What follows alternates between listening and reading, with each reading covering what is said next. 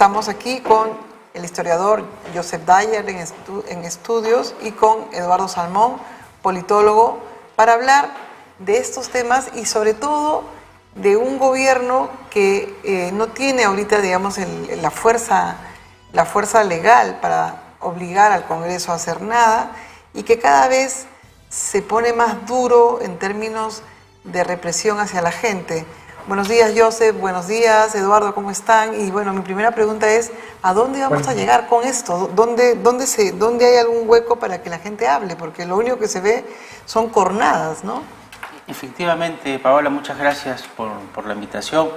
Y yo creo que es una situación casi inédita en nuestra historia, digamos, ¿no?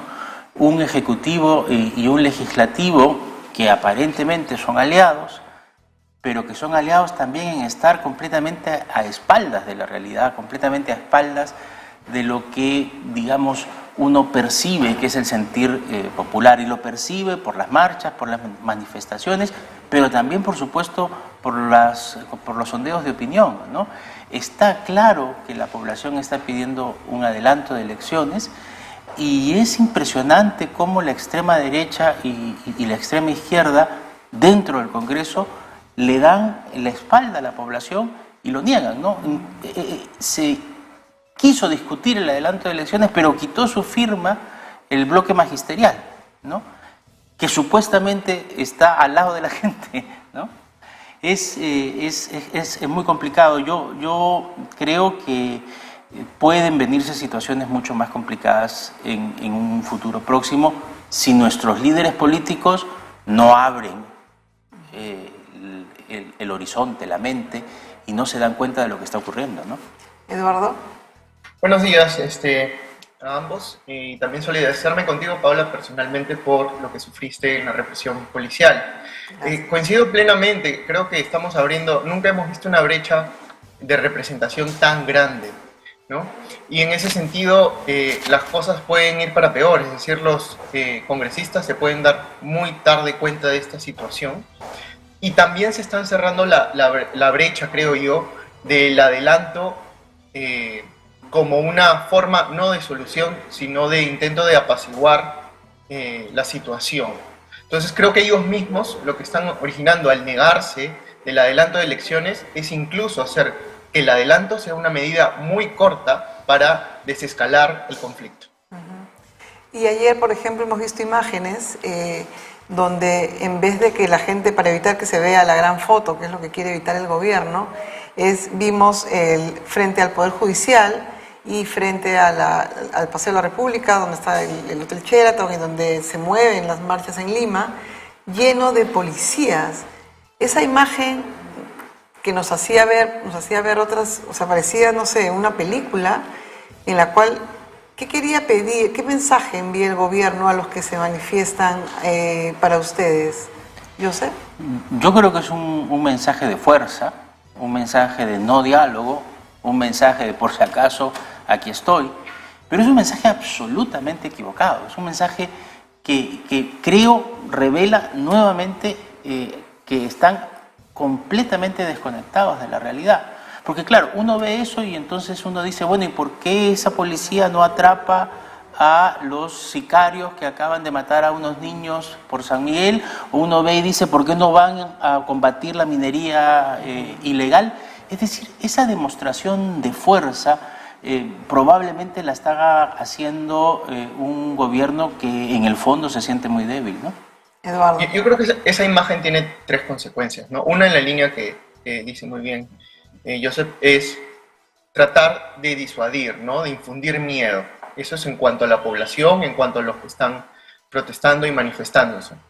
Pero a su vez también esa imagen nos muestra debilidad, porque justamente es una reafirmación de la renuncia a hacer política y la está dejando a las fuerzas policiales. Y un tercer mensaje creo que es hacia afuera, hacia el exterior, en el sentido de que por más de los intentos de apaciguar la mirada internacional sobre la situación que está viviendo el Perú, esto más bien reafirma los problemas que tiene el Perú, ¿no? Esta imagen inmediatamente nos hace pensar, por ejemplo, en Corea del Norte, quizás, en regímenes más duros, Y entonces cualquier intento que haya tenido la canciller en tratar de mejorar la imagen al exterior del gobierno de Boluarte, pues con esta imagen cualquier intento, si es que hubiera avanzado algo o ganado algo de tiempo, pues lo vuelve a perder inmediatamente, ¿no? Esas son las consecuencias. Sí, te pregunto a ti también, Eduardo, si en términos de leyes el gobierno no puede obligar al Congreso a hacer, digamos, en adelante elecciones, porque el tema de la cuestión de confianza está como fuera de la mesa. ¿Qué se puede hacer? Porque el Congreso claramente no quiere recortar las elecciones. ¿Cuál es la salida? ¿No? Porque no... Solo tenemos una sola salida, ¿no? Digamos, dentro de las líneas formales, es la renuncia de la presidenta. Que esto obviamente va a venir simplemente por presión social en la calle. Creo que tarde o temprano se va a dar su salida. Una puede ser la renuncia y otro que creo que no estamos mirando, que creo que puede pasar por presión de la realidad, que sería una mala manera de aplicarla porque no constituye la vacancia también. Es decir, no en términos de que esta sea una medida válida, no, yo estoy en contra, creo que sería una aplicación inconstitucional, pero en el momento que Dina Boluarte ya no sea alguien rescatable en ninguna medida, incluso para el Congreso, y el Congreso se tenga que deshacer de ella, también podría ser una medida que se dé, ¿no? Pero lo único que está haciendo es alargando, exponiéndonos a una situación, digamos, insostenible, ¿no? Con el cobro posiblemente de más vidas, más heridos, como ayer, por ejemplo, ha habido un niño afectado en Juliaca de 11 años. O sea, esas situaciones no las podemos normalizar y dar, ¿no? Porque lo que estamos haciendo es una grieta que a nivel nacional, esa cohesión, nos va a demorar décadas, ¿no? Poder curarla. Y otra de las preguntas que quería hacer es, ha sido usted presidente del Canal 7 de IRTP y han despedido a Carlos Cornejo, digamos, y hasta ahora no, digamos, el gobierno no ha dado ninguna explicación de ese despido. Es un gobierno que se está cerrando sobre sí mismo y que está dando estas patadas al aire. ¿Qué opina de esa salida? Yo me he pronunciado absolutamente en contra de esa salida. Yo tuve el gran honor, digamos, de invitar a Carlos Cornejo para que conduzca un programa en la radio y en la televisión cuando yo inicié la gestión en el IRTP. Bueno, no solamente yo, sino el Consejo Directivo. Creo que es de los periodistas en televisión abierta probablemente el mejor en este momento. Y claro, tenía una posición crítica como la tenía también antes en el gobierno de Castillo, pero claro, en el gobierno de Castillo no llegamos a ver las cosas que estamos viendo ahora. Yo creo que Carlos, digamos, lo que peor cayó fueron dos cuestiones, ¿no? La primera, esta oposición que hizo entre el orden y la vida, ¿no? Editorializó, dijo, entre el orden y la vida yo voy por la vida. Y finalmente dijo que estaba comprobado que la policía había asesinado al señor Santisteo. Es absolutamente incomprensible en un régimen democrático que por esas cuestiones hayan decidido acabar el programa. Por supuesto que no es eso lo que han dicho que ha entrado en un momento de reestructuración, pero lo curioso es que el actual presidente del directorio dice que le quiere dejar la cancha libre a la nueva gerente de prensa para que la nueva gerente de prensa evalúe.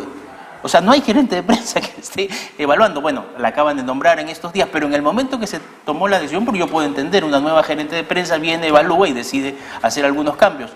Pero digamos que aquí le están adelantando el camino, ¿no? Yo creo que es un gobierno que se está cerrando, que no está viendo, que no ve más allá. Quiero también solidarizarme, por supuesto, contigo, con los abusos de los que fuiste víctima, pero tú, Lea Sacín y una serie de periodistas, los colegas de Huayca, los colegas de Graciela Tiburcio, que ya parece ya... De Huayca, uno de ellos exalumno de nosotros, Kevin Gamaní. O sea, no podemos, efectivamente, como dice Eduardo, no podemos normalizar este tipo de situación. Yo creo que es la palabra de esa conversación. No se puede normalizar. No se puede normalizar, no podemos permitir que un congresista, que haya sido almirante es otra cosa, pero que ahora es congresista, diga que él sin ningún problema le da un balazo a alguien. No podemos permitir que un señor que supuestamente es benefactor de la policía diga que los muertos están bien muertos. Y por supuesto, eso va a tener una respuesta en manifestaciones populares y en la movilización. Hace un mes conversábamos y decíamos, bueno, la renuncia, ojalá que no, ojalá que se componga, pero yo estoy casi por coincidir con Eduardo, que pareciera que ni siquiera la solución, sino una forma de calmar los ánimos estaría en la renuncia. Ojalá que no lleguemos a eso, ojalá que suceda un milagro, se pongan de acuerdo, aprueben el adelanto de elecciones, pero yo creo que incluso con eso estaríamos tarde.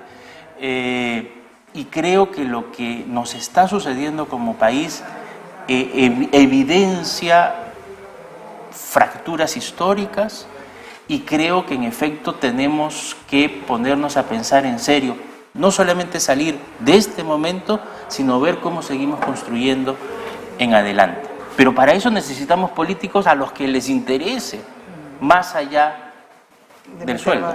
Claro. Y lo otro que me parece valioso de Carlos Cornejo también es que simplemente decir las cosas con la mayor objetividad posible, ¿no? Es decir, por ejemplo, un relato que ha cambiado, que ha ido cambiando, y creo que lo que te pasó a ti también fue otro hito, en el sentido de que muchos conductores, presentadores y periodistas hablaban de un enfrentamiento.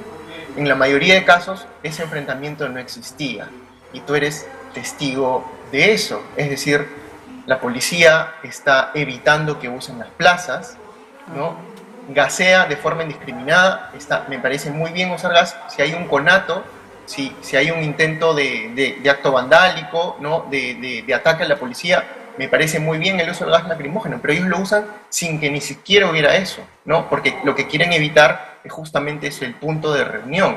Y lo otro es cercan, ¿no? Lo que ayer también hemos visto, lo que hacen es, el inmenso contingente policial era para básicamente dividir en distintas zonas y evitar que haya una aglomeración que muestre pues la imagen de la plaza o el espacio lleno, que haga ver que justamente el gobierno tiene una inmensa oposición en la población, ¿no? Entonces ese relato ha ido cambiando, ¿no? Ya más o menos se entiende, y muchos, que la represión policial es sistemática, ¿no? Otro tipo de relato, por ejemplo, que también es importante decir, por ejemplo, la reacción que ha habido con los datos de desigualdad, ¿no? Básicamente que parece que ha erizado a ciertas personas, de tal manera que en la mayoría de medios de comunicación lo que se ha visto más bien es un enfoque de tratar de minimizar o relativizar los datos de la desigualdad, ¿no? Diciendo como que no son tantos, como que la base de datos no tienen datos realmente correctos, etcétera, etcétera, ¿no? Entonces, creo que el aporte de Carlos ha sido muy importante en ese sentido, más aún en un medio como es estatal, a ser crítico. Él también era crítico del propio gobierno, obviamente, en su momento con el gobierno de Castillo, y también obviamente ahora, ¿no? El buen periodismo creo que siempre tiene que ser incómodo con el poder de turno, ¿no? ¿Qué tipo de gobierno es el gobierno de Dina Boluarte? Lo pongo bajo lo que acaba de decir este informe de The Economist, que hemos bajado en algunos aspectos en términos de democracia. ¿Qué tipo de gobierno para ti, Eduardo, es el gobierno de Dina Boluarte? Es un gobierno claramente autoritario. Eso lo puedo decir con rotundidad. No tengo ninguna duda, y digamos, a diferencia de otros colegas y profesores que digamos se han animado tarde a hablar del tránsito autoritario, yo lo tenía claro desde inicio de enero con rotundidad. O sea, me parece que la primera masacre nomás ya era un signo de ello. También iniciamos en enero con justamente su apego y la posición deliberante de tanto Fuerzas Armadas como policiales, y en ese sentido me parece que el gobierno sí es un gobierno cívico-militar policial, ¿no? Creo que también podría ser calificado como un autoritarismo competitivo en estos momentos, y está en tránsito hacia algo más que aún no sabemos y que sería también irresponsable adelantarnos. Yo no lo llamo dictadura bajo ningún aspecto, pero sí entiendo quienes lo llamen así, sobre todo si han perdido familiares fruto de la represión policial, ¿no? Y creo que estamos en esa situación gravosa y que va en camino en aumento, lamentablemente, ¿no? Para ti, yo estoy completamente de acuerdo con Eduardo. Yo creo que es un régimen completamente autoritario, y creo que a medida que han pasado, uno no puede decir ya los meses, ¿no?, las semanas, los días, este gobierno se va volviendo cada vez más autoritario. Creo que no llegamos todavía a poderlo calificar de dictadura por una serie de razones, digamos, técnicas, pero digamos que es autoritario y que cada día se hace más autoritario. Y es ahí donde preocupa, es ahí el temor que da, porque si ellos están pensando que por querer, digamos, infundir miedo, van a lograr calmar la situación, yo creo que lo que va a suceder es lo contrario, y eso es lo verdaderamente preocupante. Un gobierno que, además de ser autoritario, se está cerrando, está decidiendo no ver, está decidiendo autoconvencerse de varias cosas. Eso, lamentablemente, es más o menos común cuando las personas llegan a una situación de poder, que se escuchan entre ellas y que muchas veces no ven más allá. Yo creo que este gobierno se está cerrando cada vez más. Y creo también que digamos, la mayoría de los medios de comunicación, por lo menos los de señal abierta, están más o menos apoyando al gobierno, ¿no? Justamente estos medios que encontraban el defecto más pequeño y el defecto más grande en el gobierno anterior, ahora con este gobierno, pues básicamente lo apoyan en bloque, ¿no? Efectivamente, yo creo que el periodismo tiene que ser en general incómodo al poder, pero si decidiera no ser incómodo por diversas situaciones, por lo menos debería ser, digamos, imparcial, por lo menos debería informar, ¿no? Nos decía alguna televidente del IRTP hace algunos meses, nos decía, el Canal 7 informa y no enferma, ¿no? Entonces, porque claro, los medios en ese momento enfermaban, ¿no? Ahora son medios que protegen al gobierno, lo cubren, no lo critican, e incluso si hay alguno de señal abierta que lo critica porque no pone más fuerza, ¿no? Porque ya debería poner definitivamente más autoridad, ¿no? Entonces, claro, eso contribuye a que el gobierno se sienta más o menos seguro, a que crea que lo que ocurre es lo que ellos ven, y eso yo creo que es muy, muy peligroso, y me parece que estas movilizaciones, como decía al principio, pueden empeorar. Son movilizaciones todavía más o menos desarticuladas, no podemos, digamos, todavía fijar claros líderes, aunque parece que la policía sí los tiene, ¿no? Y los está investigando, etcétera. Bueno, si esos son los líderes, dialoguemos con ellos. No los metamos presos por 1.900 soles, dialoguemos con ellos. Pero en todo caso parece que no hay un liderazgo claro y articulado todavía. Es un tema complicado, pero la única forma en la que no se puede solucionar es como está actuando el Ejecutivo y el Legislativo. ¿Con qué temas, digamos, se podría comparar este tipo de gobierno que dices que es un gobierno autoritario? ¿Con algún momento de la historia peruana me refiero, porque tienes a un gobierno con el Congreso, digamos, un gobierno que no está, digamos, dialogando, pero está con los poderes fácticos, digamos? ¿Hay un paralelo que se te ocurre, Eduardo? Porque yo también he estado buscando algún paralelo y de verdad que cada día, claro, le agregan un poquito más, pero no, el cuadro todavía no termina de estar armado. Yo creo que se entremezclan tiempos y épocas. De hecho, ayer vi la BBC, para empalmar con lo que estábamos hablando, ¿no? La BBC informaba con rotundidad que esto es una reminiscencia a la década de los 90, y lo decía así de fuerte y abiertamente. Y creo que en ese sentido hay bastante sobre cómo actúan los medios, por ejemplo, ¿no? Pero también siento aspectos de la década de los años 20, ¿no? En cuanto a discursos de odio, ¿no? Y lo que viene a ser luego el posterior el ascenso del fascismo, ¿no? Entonces, siento un poco de mezcla de décadas en esos sentidos, ¿no? El autoritarismo en los 90, los discursos de odio en los años 20, los 30, iniciando los 30.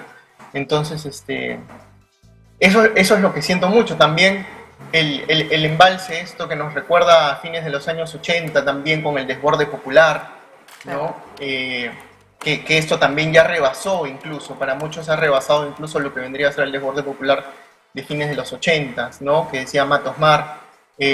Yo creo que con esas tres épocas al menos siento identificado. Y también incluso con las primeras décadas de historia republicana, ¿no? Estos tiempos convulsos de sucesiones de presidentes y de estos limbos que justamente parecen no acabar. Yo sé. Me gustan mucho las comparaciones que hace Eduardo, sobre todo la última de las primeras décadas republicanas. Yo diría que la gran diferencia entre lo que está ocurriendo y aquello es que hace 200 años aprendíamos a ser republicanos.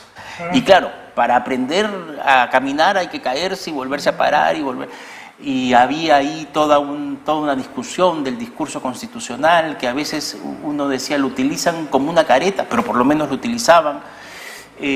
Digamos, había un intento, claro, dirigido por la élite, pero había un intento de ir aprendiendo a hacer cosas. Ya nosotros deberíamos haber aprendido eso, ¿no? Es decir, no estamos en un periodo de aprendizaje. Si nuestros políticos no lo hacen es porque no lo creen, ¿no? Probablemente estamos en una época en donde no tenemos muchos demócratas en el poder. Y no solo en el Ejecutivo, sino también en el Legislativo. Y claro, no ser demócrata es no querer escuchar lo que dice la gente. Es negarse rotundamente, por ejemplo, a un referéndum para ver qué quiere la gente. Es negarse a aceptar que esas marchas representan a personas. Es creerse el cuento que en todas esas marchas hay violentistas, terroristas. Es estigmatizar. Yo estigmatizo al que no veo igual, al que siento inferior. Y en esa medida yo creo que los 90 es la principal referencia. Creo que la entrada a San Marcos es un hito en ese sentido. Estaba una puerta abierta, entraron con la tanqueta por la que estaba cerrada, como ocurrió en los 90 con Fujimori, pero ciertamente creo que ni siquiera en los 90, y eso es lo más preocupante, había este discurso cuasi fascista y estigmatizador que vemos ahora en algunos líderes de opinión, en congresistas, en el Premier, que para mí, la verdad, es una sorpresa completamente desagradable, digamos. Parecía ser un demócrata cabal y convencido.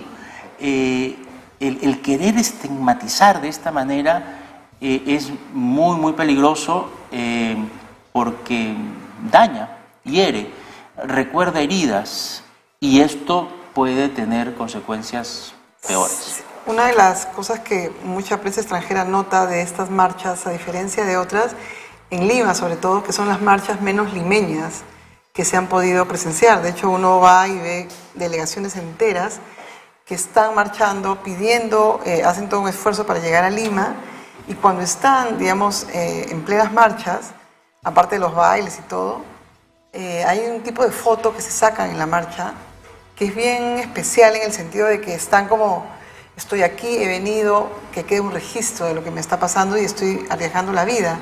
¿Y cuánto racismo, digamos, ha aflorado en estos procesos, digamos, desde los políticos, desde los medios y de lo que están, de este fenómeno de protesta contra el gobierno de Dina Boluarte, Eduardo?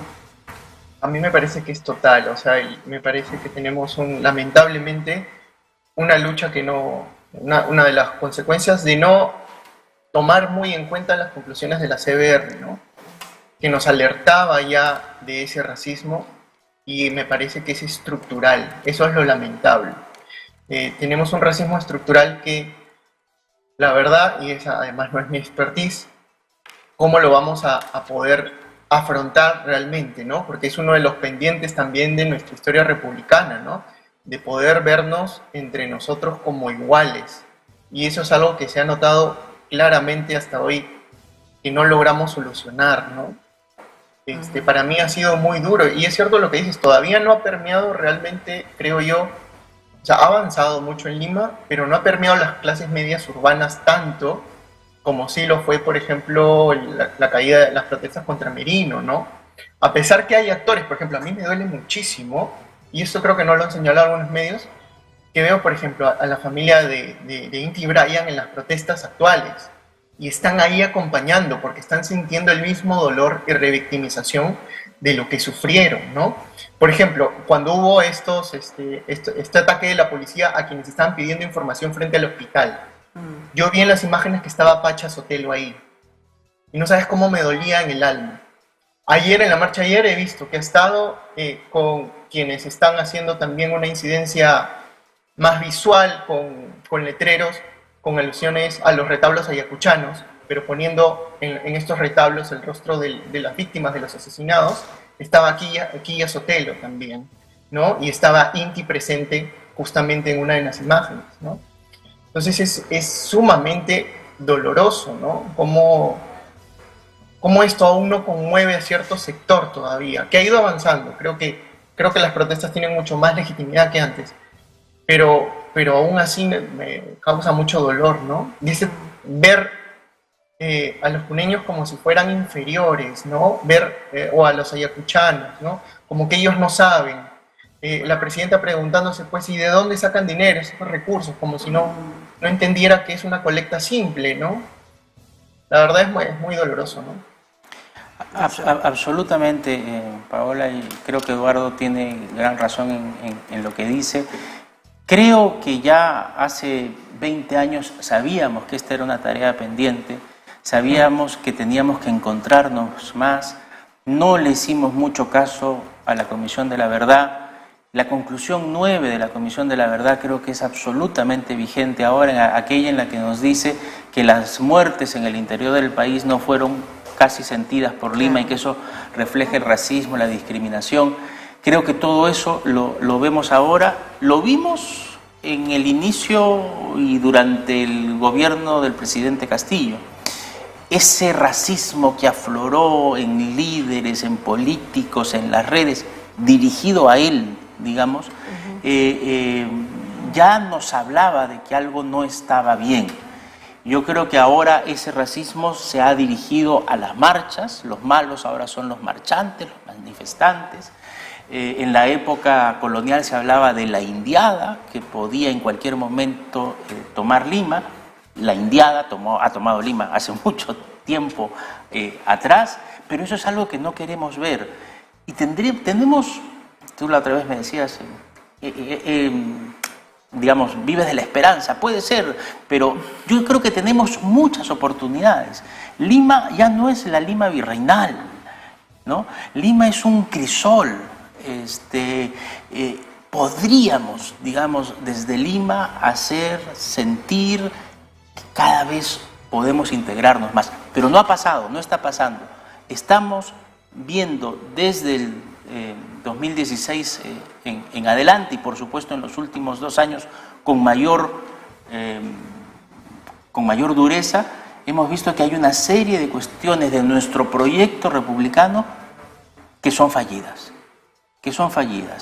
Tenemos que buscar una solución inmediata a esto que está ocurriendo, pero no la vamos a poder lograr si no admitimos que no son los malos terroristas los que están contra la República, sino que la República muchas veces no ha podido satisfacer ciertas expectativas.